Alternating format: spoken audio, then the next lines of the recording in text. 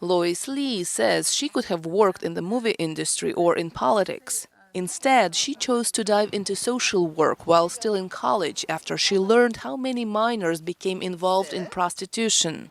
Lee decided back in 1981 to do something to help them because no one else was.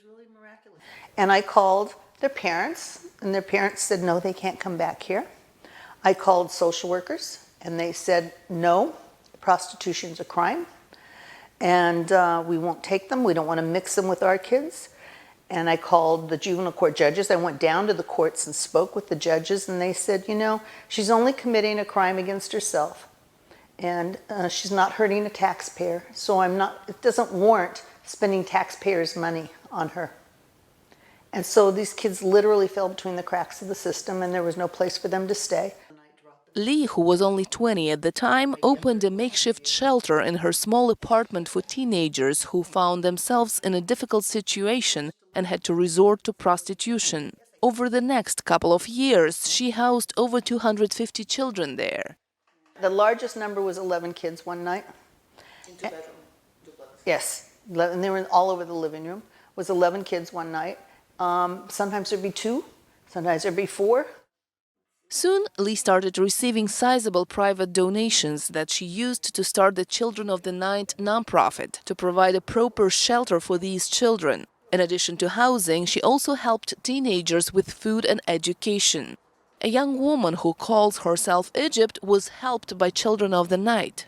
Egypt grew up in orphanages because her mother was deprived of her parental rights after being involved in prostitution and drugs. As a teenager, Egypt started using drugs and eventually turned to prostitution to survive.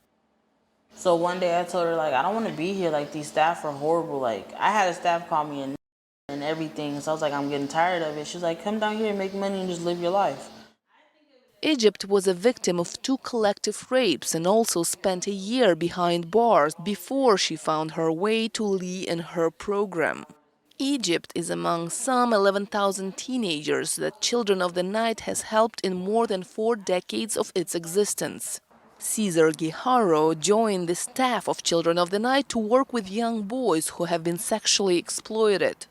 One of the most prominent cases that I worked with was with a 15-year-old male who was out prostituting in the streets because he was kicked out of his home by his parents because of his sexual orientation.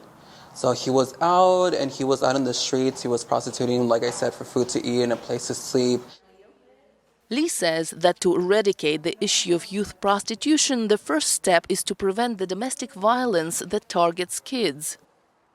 You must understand that the homes that the children come from are worse than the lives they live with a pimp. If you don't understand that, you don't understand the problem. These children, many were brought up in crack houses. Their parents sold them for drugs. They were molested or raped before they could walk. In 1984, Lee received the President's Volunteer Action Award from President Ronald Reagan, a mother for thousands of children that have never seen kindness before they met Lee. Genia Dulot for VOA News, Los Angeles, California.